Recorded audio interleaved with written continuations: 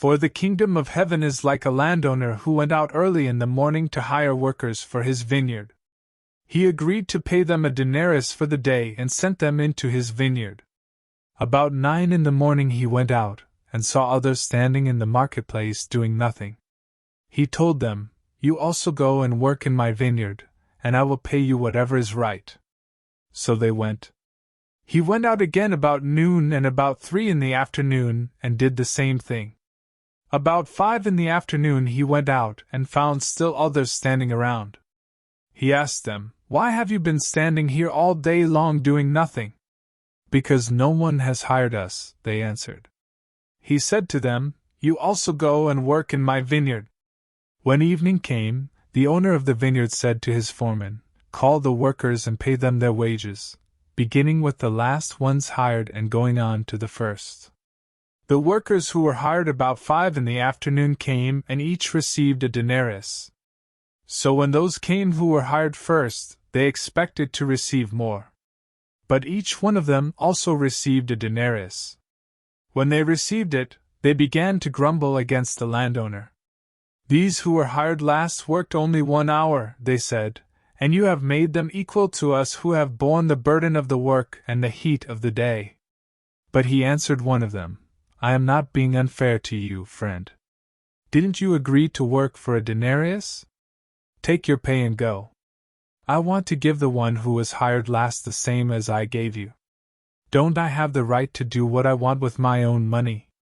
Or are you envious because I am generous? So the last will be first, and the first will be last." Now Jesus was going up to Jerusalem. On the way, he took the 12 aside and said to them, "We are going up to Jerusalem, and the Son of Man will be delivered over to the chief priests and the teachers of the law.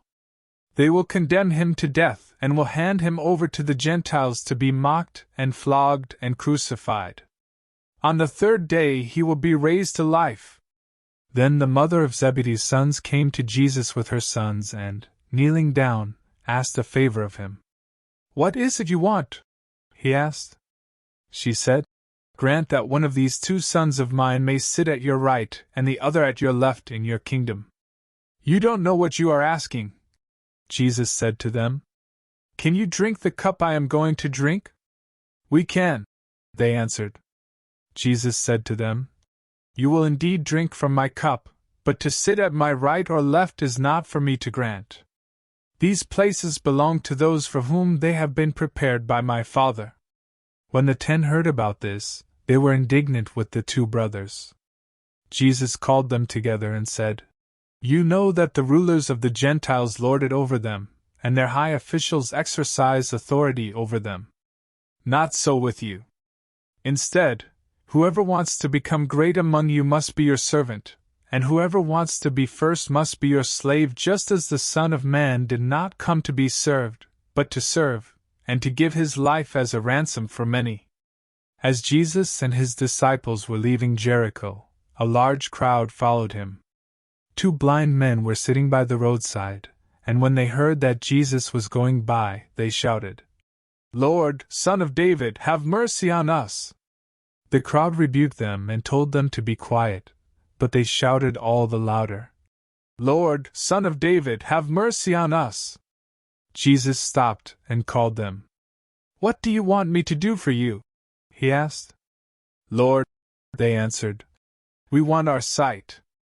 Jesus had compassion on them and touched their eyes. Immediately they received their sight and followed him.